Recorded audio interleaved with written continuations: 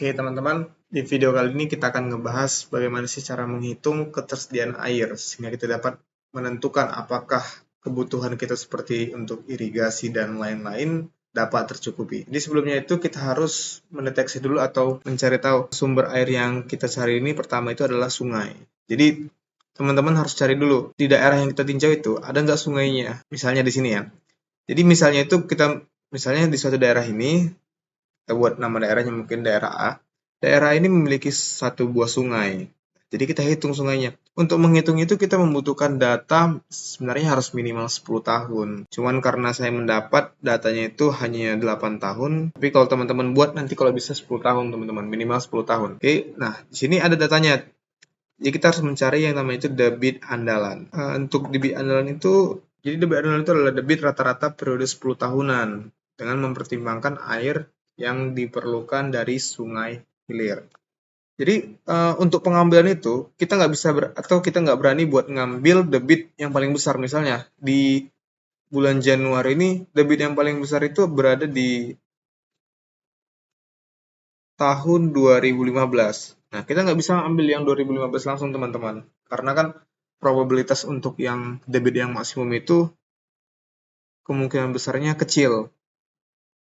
Kemungkinan besar terjadinya itu persenannya kecil teman-teman. Oleh karena itu disyaratkan ambil probabilitas itu yang 80% aja. Nah, kalau 80% kan nggak terlalu. Jadi logikanya gini teman-teman. Misalnya dari misalnya 2000 dari Januari nih. Januari ini kan yang paling kecil 14,57 debitnya. 14,57 itu kan paling kecil minimum, otomatis kan 100% pasti ada air 14,57 di sungai tersebut. Nah, itu 100%. Tapi kalau misalnya kita pakai itu batasnya terlalu kecil, teman-teman. Oleh karena itu kita pakai 80% aja. Jadi dia 80% itu mendekati 100%. Jadi langkah pertama itu setelah kita mendapatkan datanya dan lalu kita mengurutkannya, teman-teman. Nah, mengurutkannya dari terkecil atau terbesar bebas. Yang penting kita harus konsisten. 80% itu nanti 80% ke arah yang paling kecil, teman-teman, bukan yang paling besar. Ini setelah kita urutkan, di sini contohnya kita urutkan dari yang terbesar ke terkecil. Nah, 80%-nya itu, nah tadi kalau misalnya kita debit andalan ini kan sebenarnya harus periode 10 tahun ya teman-teman. Kalau 10 tahun kan berarti tahun ke-8 80%-nya atau urutan ke-8. Kalau seperti ini kan 8 agak sulit untuk cari yang 80%-nya. Cuman kita anggap di sini 80%-nya ada di yang ke-7, 87,5%. Nah, ini probabilitasnya.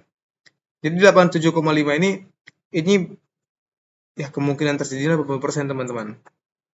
Nah, ini kita ambil, bukan yang 100%. 100% terlalu kecil. Nah, dan ini yang 50%. Nah, kita buat dua aja untuk menjadi pembanding. Selanjutnya itu kita hitung totalnya, lalu hitung rata-ratanya. Lalu untuk Q50 atau 50% kemungkinan terjadi debitnya pada sungai tersebut. Jadi ini kan dari data tersebut dia satuannya itu meter kubik per detik teman-teman. Jadi kita ubah ke liter per detik. Liter itu sama dengan desimeter pangkat 3 atau desimeter kubik. Kita kalikan 1000. Lalu jumlah hari, lalu kita ubah ke liter detik per hektar. Setelah itu langsung kita buat grafiknya teman-teman. Nah, grafik ini penting ya teman-teman supaya kita dapat melihat perkembangan dari atau secara langsung bisa melihat, bisa menganalisis ternyata sungainya ini debitnya dari sekian, 4, sekian sampai dengan 4,5. Walaupun dia itu naik turun teman-teman. Hanya sebagai gambaran saja.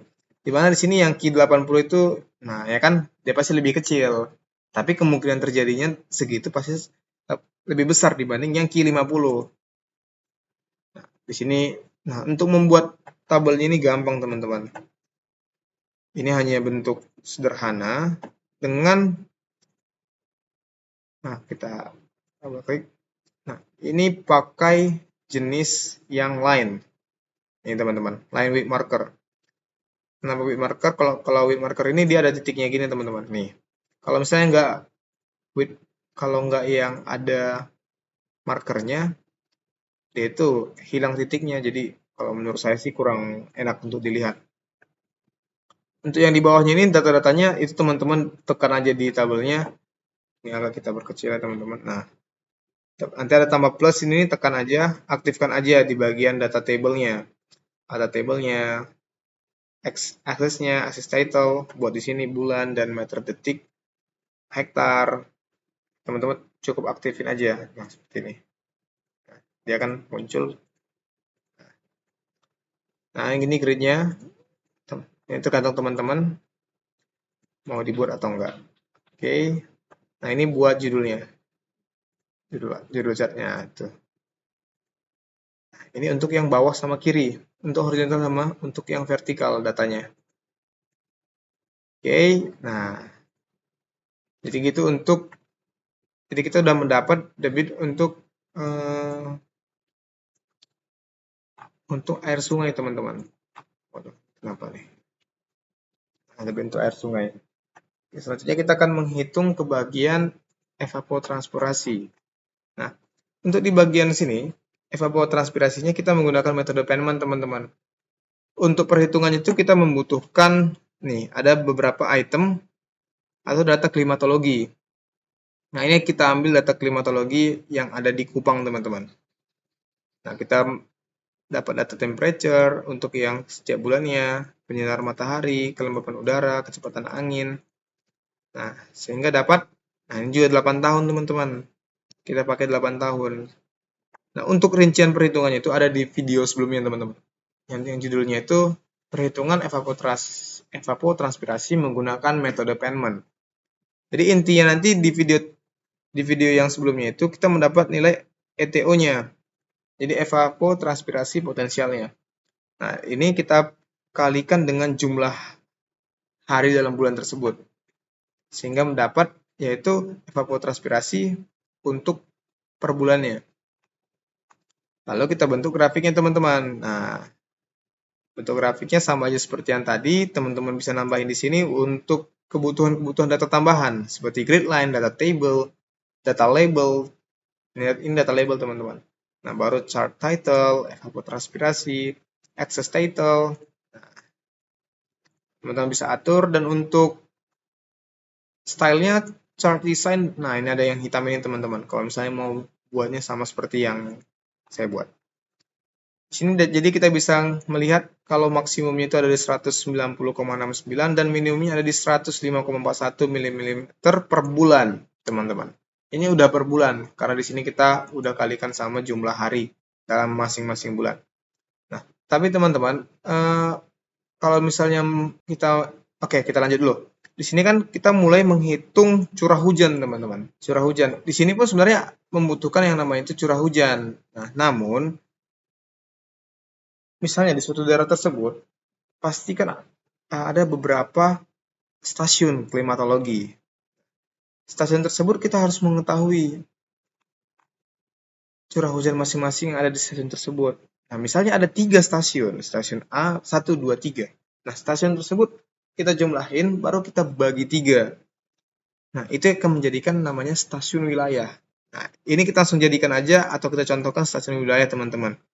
Cuman kalau teman-teman di daerah tersebut ada lebih dari 1 stasiun, untuk menjadi atau mengambil data tersebut menjadi data wilayah, kita harus membagi rata atau mencari rata-ratanya. Misalnya di stasiun 1, misalnya 50 mm per hari. Nah, sedangkan di stasiun 2 itu 60 mm per hari. Ya udah, dijumlahin bagi 2, dapatnya 55 mm per hari. Nah, itu jadi data curah hujan untuk wilayahnya. Nah, jadi seperti ini. Cuman bagusnya itu, teman-teman, kalau bisa dia dibagi 2. Jadi kayak misalnya Januari kan jumlah harinya 31. Teman-teman bagi 2. Jadi maksudnya dari datanya itu dibagi 2. 15 hari pertama sama 15 hari terakhir. Jadi itu setengah bulan pertama, setengah bulan kedua. Kan hal tersebut penting, teman-teman, buat untuk perhitungan selanjutnya. Cuman untuk lebih cepatnya kita langsung bisa bagi 2 ya, teman-teman. Nah, seperti ini kan 15,55 kita bisa bagi 2 aja. Misalnya 7, di 15 hari pertama itu ada 7,25 dan 15 hari kedua 7,75. Jadi di sini juga kita urutkan, teman-teman. Kita ambil juga probabilitasnya 80%. 80% kemungkinan terjadinya debit air hujan. Nah, sama seperti yang tadi yang di bagian sungai. Kita ambil yang 80%, teman-teman. 100% terlalu sedikit. Tapi kalau misalnya di bawah 80%, itu peluangnya makin kecil, probability-nya makin kecil, resiko. Jadi kita ambil yang aman aja 80, dengan peluang yang lumayan besar mungkin terjadi, dengan debit yang lumayan besar dari 100%. Jadi kita urutkan teman-teman, kembali lagi 80% itu yang mendekati yang paling bawah, nih, paling rendah. Jadi 110 ini kita pakai, nah di sini kita menghitung curah hujan efektif lagi teman-teman. Efektifnya berapa sih? Untuk setengah bulan itu 110,8, kita bagi 2 aja deh, 55,4, 55,4. Tapi bagusnya itu kalau bisa datanya itu dari emang udah ada lengkap gitu teman-teman. Jadi setengah bulan pertama berapa, setengah bulan 2 berapa, jadi bisa kelihatan di grafiknya. Nah setelah itu kita data yang untuk 80, probability 80, dan probability 50. Lalu ada jumlah harinya, lalu R80 efektif berapa? Nah kita bagi aja, R80 dibagi sama jumlah hari teman-teman. 55,4 dibagi 15,5, dapatnya 3,57. Begitu juga untuk bulan kedua, R50 juga begitu teman-teman, hati-hati dalam mengarahkannya. Nah, satu hari, nah ini juga 2 hari. Maksudnya kolom 2 teman-teman. Setelah itu kita menghitung yang RE padinya. Nah, RE padinya berapa? Kita kalikan 2,5. Lalu kita cari RE padi. RE padi itu apa? Itu curah hujan efektif teman-teman. Curah hujan efektif pada probability 80.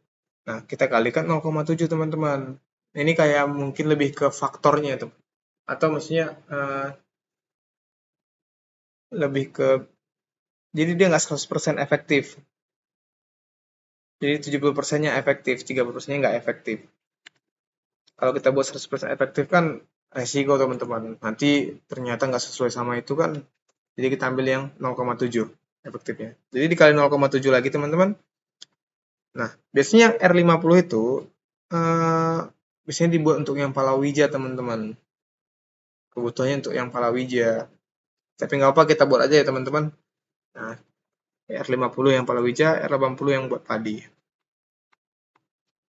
Setelah itu kita langsung buat tabelnya teman-teman, supaya lebih mudah untuk membuat yang namanya grafiknya. Nah, untuk grafiknya juga seperti ini teman-teman. Bisa dilihat yang oranye ini yang R50, R80 yang padi. Kebutuhan dan curah hujan efektifnya lebih rendah ya, yang padi. Selanjutnya untuk persiapan lahan. Nah, persiapan lahan ini kan land preparation. Untuk persiapan lahan ini, jadi kita kalau misalnya mau nanam sesuatu itu, kita harus menyiapkan lahan. Karena menyiapkan lahan itu juga pasti membutuhkan air ya teman-teman. Jadi di sini kita membuat yaitu perkiraan dulu waktu penyiapan lahan. Karena kita berhubungan dengan padi, kita buat 2 estimasi, 1,5 bulan dan 1 bulan. Nanti tinggal tergantung kebutuhan teman-teman. Lalu ada tinggi tebal genangan atau lapisan air S. Nah, itu simbolnya S. Jadi S itu adalah kebutuhan air atau penjenuhan ditambah dengan lapisan air. Jadi sebenarnya dia itu 200 teman-teman. Cuman 50 itu buat yang menyerap ke dalam tanah. Jadi 50 dianggap 50. Nah, itu biasanya untuk yang tanah lempung. Jadi sebenarnya dia itu 200 genangan airnya. Oke, lalu ada di sini kita langsung hitung line preparation-nya. Nah, ini kita masukkan ETO-nya atau evapotranspirasi potensialnya. Kita masukkan dari data ETO-nya, lalu kita menghitung yang EO-nya. Itu 1,1 dari ETO-nya. Lalu ini ada perkulasinya. Perkulasinya itu angka perkulasi itu dihitung sebagai lamanya waktu penurunan air, teman-teman. Nah, jadi di sini kita anggap penurunan air itu 2 mm per hari, teman-teman. 2 mm per hari. Oke, kita buat 2 mm per hari. Selanjutnya M. Apa ini M? M ini adalah kebutuhan air untuk mengganti hilangnya air akibat evapotranspirasi dan perkulasi. Karena kan evapotranspirasi dan perkulasi itu kan bisa dibilang kayak menghilangkan air. Satu ke atas atau penguapan, satu lagi ke bawah, ke dalam tanah. Nah, jadi untuk mengganti yang hilangnya itu teman-teman. Makanya untuk menggantikan berarti harus sama dengan yang hilang. Makanya N0 ditambah P. Nah, itu untuk menghitung kebutuhan air yang menghilang. Oke, karena kan kalau misalnya penyiapan lahan itu, teman-teman, air itu pasti ada yang meresap dan ada juga yang menguap. Seperti orang yang menggarap, ya teman-teman kita bisa bayangkan aja kan, kayak misalnya orang yang menggarap sawah, garap baja. Oke, nah di sini aja kita menghitung tabel K. K sama dengan M dikali T per S. Di sini T-nya itu kita buat 30 hari, teman-teman. Ada 45 dan 30. Nah, kita pilih aja. Dan S-nya kita bikin 250 300 seperti yang tadi kita setting di awal. Nah, langsung hitung. Nah, hitung aja semua sesuai dengan rumusnya teman-teman. Langsung kita cari ke IR-nya. Ini kebutuhan air irigasi. Di sini langsung kita hitung, teman-teman. Langsung aja. Di sini kan M-nya saya sudah ketemu. Nah, E-nya berapa? E-nya ini, teman-teman. 2,7182. Ini nilai E-nya ya. Oke, dipangkat K. Nah, K-nya udah dihitung tadi. Langsung dihitung aja. Oke. Nah, setelah selesai, nah itu persiapan lahan. Baru kita hitung kebutuhan irigasi, teman-teman. Nah, di sini di kebutuhan irigasi ini sampai kita dapat menghitung ketersediaan airnya di sini juga. Jadi bisa sekalian aja ya, teman-teman. Nah, ini ada bentuk atau pola tanam padi, teman-teman. Pola tanam padi, padi dan palawija. Jadi setelah nanam padi lagi, baru nanam palawija. Nah, jadi ceritanya kita, teman-teman. Jadi dimulai dari persiapan lahan di November, lalu di Januari langsung tanam sampai Maret, baru di sini kosong dulu, mungkin nggak tahu lah, mungkin butuh maintenance di tanahnya. Setelah itu baru line preparation ya, teman-teman. Persiapan lahannya yang tadi dimana pada saat itu kan kayak dibutuhkan sapi atau alat untuk membajak sawah. Lalu kita menanam padi lagi, setelah menanam padi bisa langsung menanam tanaman palawija. Oke, pertama itu kita harus mentahu koefisien tanamannya, teman-teman. Di sini ini bisa langsung teman-teman pakai aja koefisiennya. Nah, untuk pola tanaman seperti ini. Oke, lalu ambil rata-ratanya, teman-teman. Lalu ETO yang ada di perhitungan sebelumnya dimasukkan. Lalu ETC-nya dikalikan. Jadi apa sih ETC itu? ETC itu adalah kebutuhan tanamannya, teman-teman. Kebutuhan tanamannya. Nah, jadi setelah dapat seperti itu, langsung kita lanjut perhitungannya, teman-teman. Nah, ini bisa kita langsung buat grafiknya ya, teman-teman, biar kelihatan. Oh, kebutuhannya seperti ini ya. Oh, di sini ini istirahat nih. Istirahat artinya itu tidak membutuhkan air, teman-teman. Jadi dibiarin aja. Nah, baru persiapan lahan kan pasti butuh air. Nah, makanya mulai lagi grafiknya.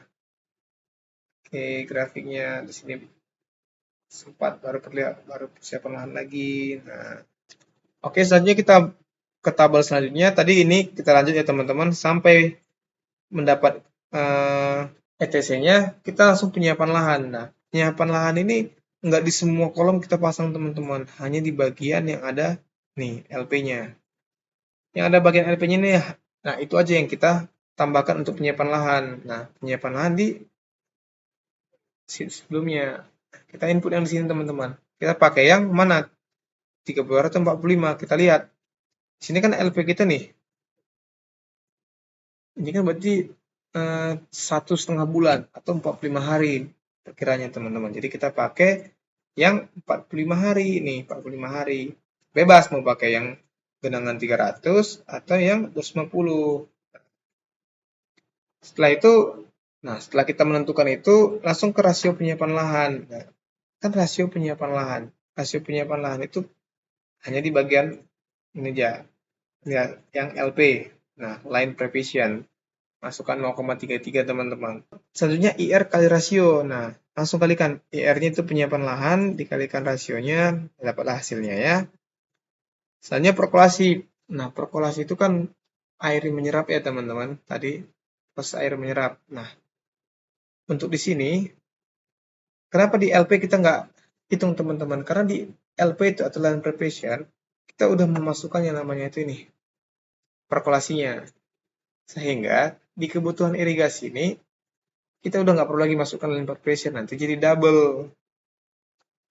Oke, lanjut ke bagian nih, WRL. WLR itu apa? Kenapa ada 3? Nah, jadi pada saat penanaman padi itu teman-teman, kita mengganti air sebanyak 3 kali. Biasanya itu lapisan air di sawah itu sesudah 1,5 bulan dan 2 bulan. Dan dari penyiapan lahan teman-teman.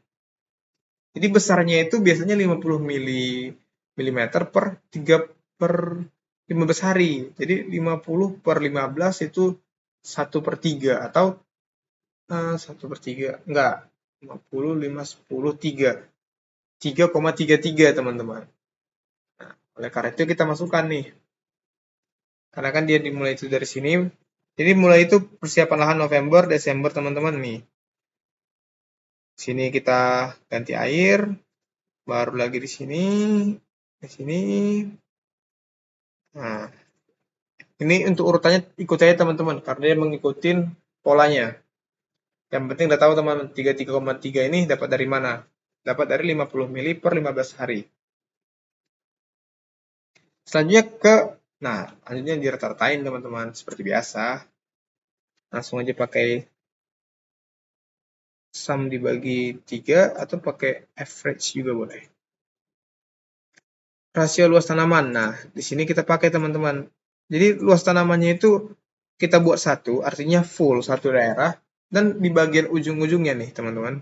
Di saat di bagian dekat awal untuk padi dan atau akhir dari padi, kita buat 0,5 teman-teman. Karena dia nggak 100. Karena untuk luas tanamannya itu udah nggak satu, maksudnya kayak awal-awal kan nggak mungkin langsung full semua kan teman-teman, dan akhir-akhir kan pasti udah kurang setengahnya gitu, jadi anggapannya kurang setengah dari lahan tersebut. Makanya rasionya dibuat 0,5 di akhir nih, di akhir, di akhir, di akhir, nah dan ini di awal. Nah, oke, lanjut di bagian setelah kita rasio luas tanaman, langsung kalikan, tambahkan ETC yang tadi ini teman-teman ditambahkan dengan perkolasinya P, lalu ditambahkan dengan WLR rata-rata. Selanjutnya menghitung dengan nah ini kita input. Nah, kita input yang namanya tadi efektif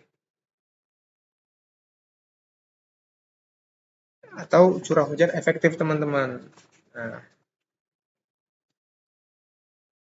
selanjutnya total rasionya langsung aja masukkan teman-teman. Jumlahin ya, nih rasio luas tanaman sama rasio penyiapan lahan. Dijumlahin teman-teman. Oke, selanjutnya dikalikan RE atau curah hujan efektif dikali total rasio. Nah, kita kalikan, setelah itu kita kalikan dapat hasilnya. Oke, selanjutnya langsung NFR-nya teman-teman. Jadi NFR itu kebutuhan air sawah untuk padi. Jadi teman-teman, NFR itu kebutuhan air bersih untuk padi teman-teman. Jadi caranya gimana? Caranya itu jumlahkan ETC-nya, ditambahkan dengan perkolasinya, ditambahkan dengan rata-rata WLR-nya atau banyaknya air yang diganti ya teman-teman. Nah, setelah itu langsung dikurangin sama RE kali total rasio atau si air hujan teman-teman. Nah, jadi dikurangi sama air hujan. Nah, sehingga NFR itu bisa dibilang sudah menggunakan air hujan, curah hujan. Nah, lalu diubah ke liter detik per hektar. Nah, cara ngubahnya berapa teman-teman? Ini kita kalikan 1/8,64. Lalu efisiensi irigasinya kita kalikan 65% teman-teman. Efisiensinya. Jadi jangan berani pakai 100% deh, pakai yang 65% aja. Antisipasi teman-teman. Nah, setelah itu dapatlah DR-nya teman-teman. Nah, jadi inilah yang dibutuhkan, tapi yang dibutuhkan untuk padi dan itu juga bisa dibilang sudah dikurangi sama curah hujan. Sehingga di sini kita hanya membuat ketersediaan air sungai teman-teman. Nah, imbang air ini lebih ke apakah mencukupi atau enggak. Jadi dikurangin teman-teman. Nih, kita kurangin. Jadi kalau misalnya tadi kita mau cari ketersediaan air, bagusnya ini Q80 ditambah sama dengan tadi di sini teman-teman, yang curah hujan nih. Q80 ditambah RE total rasio. Nah, itu menjadi bentuk ketersediaan air. Kalau di sini DR ini udah dikurangi sama curah hujan, artinya udah dibantu dengan curah hujannya. Lalu di sini dibantu dengan air sungai. Nah, setelah dihitung-hitung ternyata masih ada yang not oke. Yang penting seperti ini, cara menghitung dan mendapatkan nilai ketersediaan air dan menghitung juga kebutuhan air pada tanaman padi, teman-teman. Mungkin sekian untuk video kali ini. Kalau misalnya teman-teman masih ada bingung, boleh tanya di kolom komentar. Kalau misalnya saya ada yang salah ngejelasin, atau misalnya teman-teman ada cara yang lebih cepat atau mungkin cara lain, boleh chat di kolom komentar, teman-teman. Supaya kita bisa saling diskusi di sana.